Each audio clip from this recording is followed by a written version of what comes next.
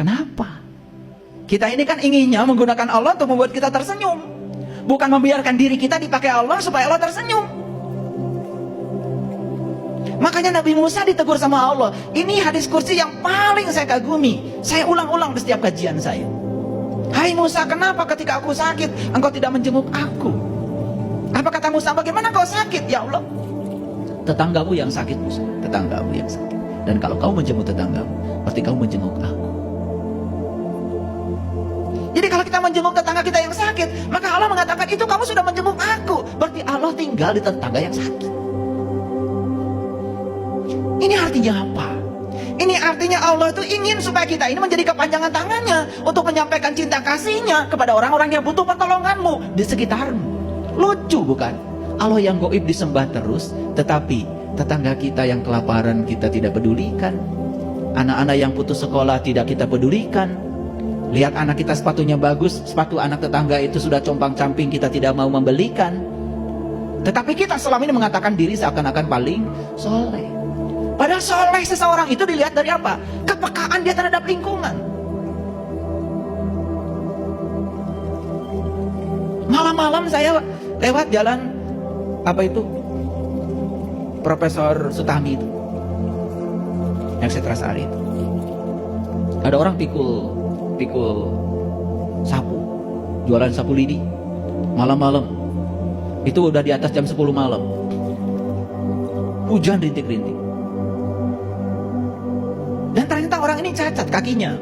Jadi kakinya itu sebelah digusur, mana memikul sapu lidi sebanyak itu. Malam-malam. Itu sulit untuk berhenti mobil di situ.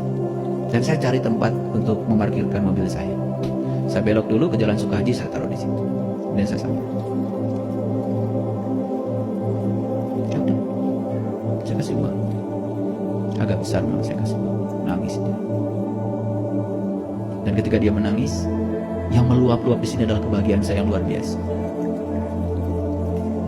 Jadi ternyata bahagia yang meluap-luap itu sesederhana itu.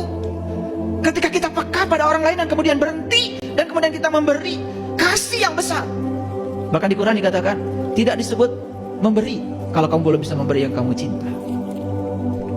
Kalau kita memberi yang sudah tidak terpakai di kita, itu bukan memberi, bukan suatu pemberian. Kalau kalian ngasih 2.000, 5.000 karena itu sudah tidak terpakai oleh kamu, bukan pemberian itu. Itu membuang sampah sebetulnya. Sama seperti kamu punya makanan banyak di rumah dan kemudian setelah kamu kenyang, kamu kasih sisanya kepada tetangga. Itu bukan pemberian. Niatkan dari awal. Saya masak banyak karena saya ingin berbagi dengan tetangga biar mereka kebahagiaan. Tapi kalau kita niatnya supaya kenyang perut kita, kalau ada sisa kita bagi kepada mereka, bukan pemberian. Dan kita selama ini membungkus pemberian kita seakan-akan dengan kedermawanan kita. Baru kita ngasih sepatu karena sudah tidak dipakai, baru ngasih baju karena sudah bekas tidak dipakai. Padahal kata Allah, berikanlah yang kamu cintai. Baru itu menjadi sebuah pemberian. Dan kenapa pemberian kita selama ini tidak berkah? Tidak membawa berkah kepada kita. Satu, bermuatan. Dan yang kedua, apa yang kita berikan itu sesungguhnya barang-barang sisa. Kalau kamu punya uang 1 miliar dan kamu ngasih 100.000 pada orang, bukan pemberian. Karena kamu sudah kelebihan. Dan pemberian itu apa yang kamu cintai. Ini latihan. Harus melatih diri untuk itu. Ini soal kepekaan. Dan saya pernah cerita, ada orang terus setiap kali dia habis jualan dikepung oleh penagih, sampai habis hasil jualannya hanya untuk bayar bunganya saja. Dan saya samperin ke situ. Habis ibu uangnya, habis. Itu pun tidak selesai, utangnya tambah besar. Jadi asalnya 20 juta, utangnya jadi 25 juta. Padahal saat itu dia berutang bukan untuk makan, karena dia harus ke rumah sakit. Dan dia ditahan oleh rumah sakit karena tidak punya uang untuk keluar dari rumah sakit. Terpaksa dia pinjam uang geledek. Saya sebut uang geledek aja. Mohon maaf, saya bayarkan utangnya 25 juta. Dan saya bikinkan rumah 2 lantai, saya bikinkan rumah. Setiap ketemu saya cuma nangis. Setiap saya melihat tangisan dia, kebahagiaan saya meluap-luap.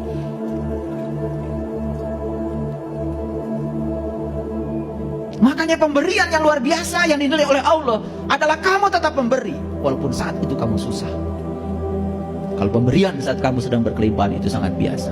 tapi kamu bisa memberi walaupun kamu susah. Di situ nilai pemberian itu yang sangat luar biasa. Saya membangunkan rumah dia bukan karena saya sudah berkelimpahan, tetapi karena saya melihat dia lebih butuh daripada saya. Itu saja. Dan agama itu praktek, bukan hanya teori.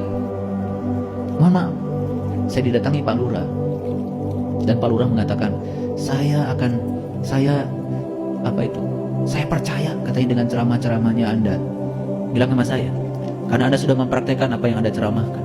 Dan sekarang Pak Lurahnya setiap hari nonton YouTube saya.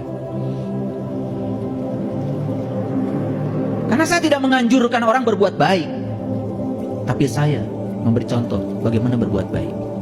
Menganjurkan orang lain berbuat baik itu sangat mudah, tapi memberi contoh kebaikan itu yang kurang sekarang ini. Tidak ada keteladanan, tidak ada energi.